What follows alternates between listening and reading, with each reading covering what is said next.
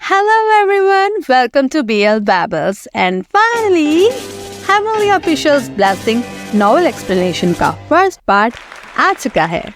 If you are new to this channel, even I'm new to this channel. Anyways, मैं highly recommend करूँगी कि आप मेरी Heavenly Official's Blessing पर छोटी सी इंट्रो वीडियो पहले जाकर देख ले, वरना आप लोगों को इस वीडियो में कंफ्यूजन हो सकता है. वीडियो की लिंक मैंने कमेंट सेक्शन पे पिन कर दी है और अगर आप लोगों ने वीडियो देख रखी है then let's roll the intro.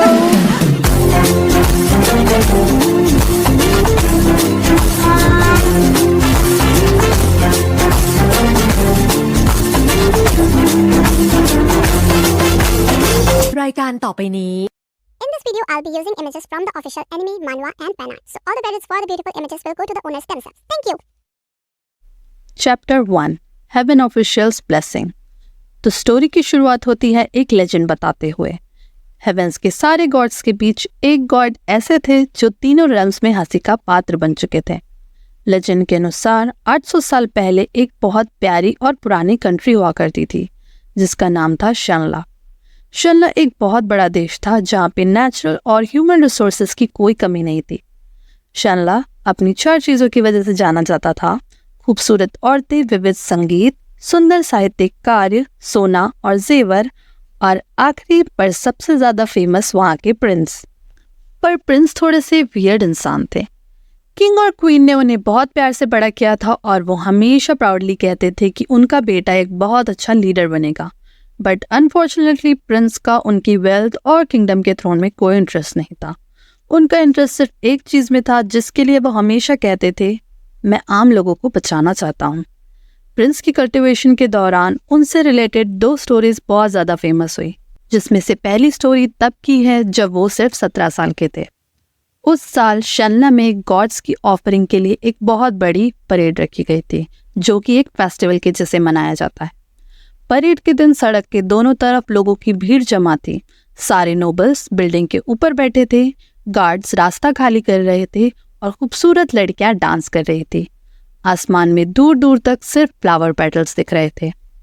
पर सबकी आंखें उस परेड के बड़े से प्लेटफॉर्म की तरफ टिकी हुई थी जहाँ पे गॉड्स को खुश करने के लिए एक मार्शल आर्टिस्ट शो परफॉर्म करने वाला था. हेवनली परेड के दौरान वो मार्शल आर्टिस्ट एक हाथ में स्वॉर्ड और गोल्डन मास्क पहनकर तैयार होता है और हेवनली एम्परर जूनवू के ऑनर में मार्शल आर्ट्स परफॉर्म करता है टू शो कि कैसे एम्परर जूनवू ने डीमन से लड़ाई की थी. वो मार्शल आर्टिस्ट और कोई नहीं बल्कि शनला के क्राउन प्रिंस शिलियान थे. हाउएवर परफॉर्मेंस के दौरान सिटी वॉल जहाँ पे बहुत से लोगों की भीड़ इकट्ठा थी, वहाँ से एक बच्चा नीचे गिरने लग जाता है. जब सब लोग सोच रहे थे कि वो बच्चा नीचे गिर जाएगा, तभी क्राउन प्रिंस छलांग मार के उस बच्चे को बचा लेते हैं, जिस दौरान प्रिंस का गोल्डन मास्क नीचे गिर जाता है. सारे लोग प्रिंस के लिए खुशी से चीयर करने लग जाते हैं. पर रॉयल मंक्स और यू कैन से वहाँ के पुजारी बिल्कुल भी खुश नहीं दिख रहे थे. परेड का हर एक चक्कर किंगडम में 1 साल की शांति रिप्रेजेंट करता है, पर क्राउन प्रिंस सिर्फ 3 ही लैप्स पूरे कर पाए थे जिसके बाद वो इंटरप्ट हो गया, जिसे अपशगुन माना जाता है और इसका मतलब कि किंगडम में सिर्फ 3 साल ही पीस रहेगा. रॉयल मंक्स चाहते थे कि प्रिंस अपनी गलती के लिए रिपेंट करे और माफ़ी मांगे, पर प्रिंस मुस्कुराते हुए कहते हैं, इसकी कोई ज़रूरत नहीं है, लोगों को बचाना कोई बुरी बात तो नहीं. क्या मुझे हेवन पनिश करेंगे क्योंकि मैंने एक अच्छा काम किया है? मंक कहते हैं, क्या होगा अगर हेवंस को ये गलत लगे? प्रिंस रिप्लाइज, फिर तो मैं नहीं पर हेवंस गलत होंगे. जिस इंसान ने सही काम किया है वो भला क्यों माफ़ी मांगे? रॉयल मंक्स कहना तो चाहते थे पर किंग और क्वीन के सामने और कुछ नहीं कह पाते. तो कुछ ऐसे हैं हमारे क्राउन प्रिंस जो आज तक सिर्फ उन्हीं लोगों से मिले हैं जो उन्हें पसंद करते हैं. एक 17 साल के लड़के से आप और क्या ही एक्सपेक्ट कर सकते हैं. He is very naive right now, जिसने अपनी लाइफ में कभी भी कुछ बुरा फेस नहीं किया है. सेकेंड स्टोरी भी तब की है जब प्रिंस 17 साल के थे. येलो रिवर में एक ब्रिज था जिसका नाम था यिन यान ब्रिज, जिसमें कई सालों से एक गोस्ट रहता था. वो गोस्ट आने जाने वाले लोगों को रोकता और उनसे 3 क्वेश्चंस पूछता. ये कौन सी जगह है, मैं कौन हूँ और अब तुम क्या करोगे?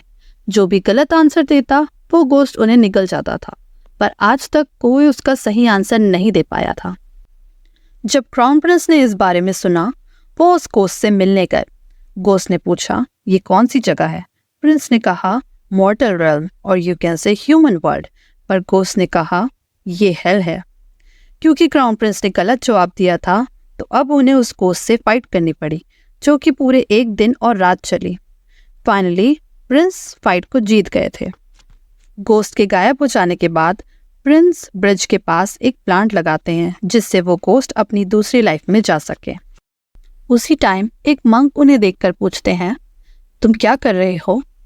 और क्राउन प्रिंस अपनी बहुत ही फेमस लाइंस बोलते हैं, body in Abish but heart in paradise, जिसका मतलब है कि बॉडी भले ही हेल में हो लेकिन हार्ट हेवन में है। मॉन्क स्माइल करते हैं और रिवील करते हैं कि वो हेवनली एम्परर जुनवो हैं और उसके बाद मैजिक क्लाउड्स में असेंड हो जाते हैं। हेवनली एम्परर जुनवो एक मार्शल गॉड है जो कि हेवंस के मोस्ट पावरफुल गॉड है और जिनकी बात सारे हेवनली ऑफिशियल्स को माननी पड़ती है। जब दूसरे गॉड्स एम्परर जुन से पूछते हैं आपको प्रिंस के बारे में क्या लगता है, ही रिप्लाइज, इस बच्चे का फ्यूचर अनलिमिटेड है जिसे मेजर करना इम्पॉसिबल है। उसी रात बहुत तेज बारिश होती है और आसमान से बिजली गिरती है। पूरा रॉयल पैलेस जोरों से हिलने लग जाता है। His highness the crown prince अब स्काई में असेंड कर चुके हैं जहाँ पे सारे गॉड्स रहते हैं। सो फाइनली क्राउन प्रिंस अब गॉड बन चुके हैं, वो भी सिर्फ 17 साल में। नॉर्मली जब कोई असेंड होता है या गॉड बनता है हेवंस एक बार शेक होता है, पर जब क्राउन प्रिंस असेंड हुए तब हेवंस 3 बार शेक हुआ। गॉडहुड में असेंड होना कोई इजी टास्क नहीं है and it requires high cultivation, बहुत ज़्यादा टैलेंट और राइट अपॉर्चुनिटी। कई बार लोग सालों के लिए कल्टिवेशन करके भी इमॉर्टल या गॉड नहीं बन पाते। क्राउन प्रिंस का 17 साल में असेंड हो जाना एक बहुत बड़ी अकॉम्प्लिशमेंट थी और जल्दी ही becomes the darling of heavens. ऐसा कुछ नहीं था जो वो हासिल ना कर पाए। किंग और क्वीन ने प्रिंस के लिए पूरी कंट्री में बहुत सारे टेम्पल्स और स्टैचूज बनवाए। जितने ज़्यादा उनके बिलीवर्स थे उतने ही ज़्यादा वो पावरफुल होते जा रहे थे और कुछ ही सालों में क्राउन प्रिंस एक बहुत ज़्यादा पावरफुल मार्शल गॉड बन जाते हैं। पर फिर 3 साल बाद शेनला फेल इनटू केओस और इस गड़बड़ी की वजह किंग की क्रूअल रूलिंग होती है, जिसकी वजह से कंट्री में रेबल क्रिएट हो जाता है। ह्यूमन realm में पहले भी वॉर्स और बैटल्स हो चुकी हैं, पर इसमें हेवनली ऑफिशियल्स इंटरफेयर नहीं कर सकते। क्राउन प्रिंस जो कि अब एक हेवनली ऑफिशियल हैं, वो एम्परर जुन से कहते हैं, मैं लोगों को बचाना चाहता हूँ। एम्परर जुन रिप्लाइज, पर तुम सबको नहीं बचा सकते। क्राउन प्रिंस कहते हैं, हाँ मैं बचा सकता हूँ, और वो ह्यूमन realm में वापस चले जाते हैं। पर क्राउन प्रिंस कुछ भी कर ले वो इस वॉर को बंद नहीं कर पाते एंड सिचुएशन और भी ज़्यादा ख़राब हो जाती है। Until फाइनली कंट्री में एक प्लेग या महामारी स्टार्ट हो जाती है और प्रिंस इस वॉर को बुरी तरीके से हार जाते हैं।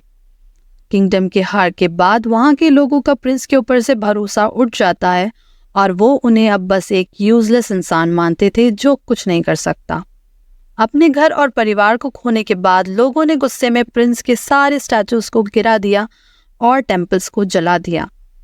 7 दिनों तक लगातार 8000 टेम्पल्स को जला दिया जाता है अंटिल वहां पे कुछ नहीं बचता। प्रिंस जो कि पीस और प्रोटेक्शन के मार्शल गॉड थे, आज सिर्फ एक गॉड ऑफ डिस्ट्रक्शन बन के रह गए हैं। अगर लोग कहें you are god then you are god, but अगर वही लोग कहें you are shit then you are shit, और ये हमेशा से ऐसा ही रहा है। पुअर प्रिंस, उनने तो अपनी पूरी कोशिश की थी। पनिशमेंट के तौर पे क्राउन प्रिंस को बैनिश कर दिया गया और ह्यूमन realm में वापस भेज दिया गया। पर प्रिंस ने आज तक कभी नॉर्मल लाइफ नहीं जीती और ना ही उन्हें दुख दर्द का कोई अंदाज था। इसी टाइम उन्हें स्टार्वेशन, पॉवर्टी एंड फिल्थ का सामना करना पड़ा। यही वो समय था जब उन्हें पहली बार चोरी, लूटपाट या फिर गालियाँ दी थी। वो इतने ज़्यादा बदसूरत हो गए थे कि उनके सर्वेंट्स ने भी उनका साथ छोड़ दिया क्योंकि वो इस चेंज को एक्सेप्ट नहीं कर पा रहे थे। उनके सारे टेम्पल्स में उनका मोस्ट फेमस कोट लिखा हुआ रहता था, body in Abish heart in paradise, जो अगर उन्हें आज दिखेगा तो वो उसे पूरी तरीके से बर्बाद कर देंगे क्योंकि उनकी बॉडी तो हेल में है ही, पर उनका हार्ट पैराडाइज में नहीं। दुनिया ने प्रिंस के बिना मूव ऑन कर लिया था, पर फिर अचानक से क्राउन प्रिंस फिर से हेवंस में असेंड हुए। आज तक कभी भी कोई बैनिश गॉड फिर से असेंड नहीं हुआ था, पर लगभग 5 मिनट बाद ही क्राउन प्रिंस को फिर से बैनिश कर दिया गया। सबने सोचा था कि सेकेंड बैनिशमेंट के बाद क्राउन प्रिंस एक डीमन बन जाएंगे और लोगों को परेशान करेंगे, पर नहीं, प्रिंस ने अपनी नॉर्मल लाइफ जीना सीख लिया था और पैसे कमाने के लिए वो एक स्ट्रीट परफॉर्मर बन गए और यू कैन से गाने और इंस्ट्रूमेंट बजाने लगे। साथ में उन्होंने ट्रैश कलेक्ट करना भी स्टार्ट कर दिया था। सारे गॉड्स एकदम हैरान थे। एक सुंदर और अमीर प्रिंस जिसने आज तक कोई काम नहीं किया था, उन्हें आज ये सब करना पड़ रहा है। His highness the crown prince अब सबके लिए सिर्फ एक हंसी का पात्र बन चुके थे। लोग उन्हें गाली देते, उनके सारे स्टैचूज और किंगडम बर्बाद हो चुके थे और ना ही उनका कोई बिलीवर बचा था। इवेंचुअली सब उन्हें पूरी तरीके से भूल गए। साल बीत गए और एक बार फिर हेवेंस में एक जोरों की आवाज़ आई जो कि इतनी तेज थी कि पूरी धरती हिला दी। सारे गॉड्स अपने पैलेस से बाहर आते हैं देखने के लिए कि ऐसा कौन सा गॉड असेंड हो रहा है।